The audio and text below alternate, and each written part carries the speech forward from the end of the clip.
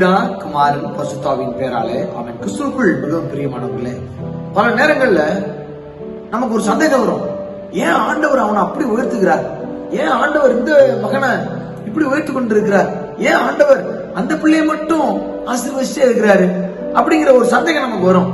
இவ்வளவு தூரம் நான் முயற்சி செய்யறேன், இவ்வளவு தூரம் நான் ஜெபம் பண்றேன், ஆனா ஆண்டவர் உயர்த்தவே மாட்டேங்கிறாரு என்ற ஏதோ ஒரு குறை இருக்கு என்று சொல்லி நான் பல நேரங்களும் உணர்ந்ததுண்டு, நினைத்ததுண்டு. அதற்கு இந்த வேத வசனம் எனக்கு விடையாக அமைந்தது. யாரை ஆண்டவர் தெரிந்து கொள்கிறார் என்று சொல்லி சொன்னால், பக்தி உள்ளவனை கர்த்தர் தெரிந்து கொள்கிறார் என்று சொல்லி வேதம் நமக்கு உணர்த்துகிறது.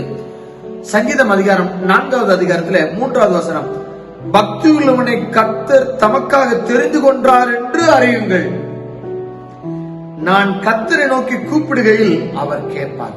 யார் கூப்பிடுகையில் அவர் கேட்பார் என்று சொல்லி சொன்னால், பக்தியுள்ளவன் கூப்பிடுகையில் அவர் கேட்பார். அப்ப பக்தியுள்ளவன் என்ன நோக்கத்தோடு கூப்பிடுகிறானோ, நோக்கங்களை எல்லாம் ஆண்டவர் கேட்டு அவனுக்கு பதில் தந்து அவனை ஆசீர்வதிக்கின்ற தேவனாய் இருக்கிறார். ஆம், கிறிஸ்துவுக்குள் மிகவும் பிரியமானவர்களே, இங்கு தெளிவாக தாவீது அழகாக உணர்த்துகிறார்.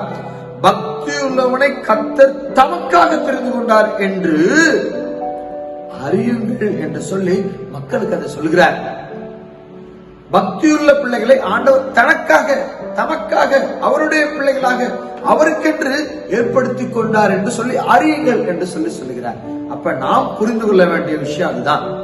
ஆண்டவருடைய பிள்ளைகளாக யார் யாரெல்லாம் இருக்க முடியும் என்று சொல்லி சொன்னால், பக்தியுள்ள பிள்ளைகள். ஏதோ சடங்காச்சாரமாக ஆண்டவரை தேடுகின்ற பிள்ளைகள் அல்ல.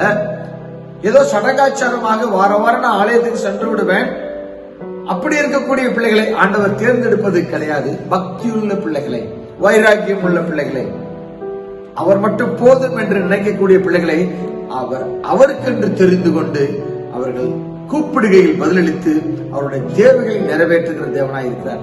அப்பேற்பட்ட பாக்கியம் கொண்ட பிள்ளைகளாக நீங்கள் இருப்பதற்கு ஆண்டவர் உங்களை அழைக்கிறார்.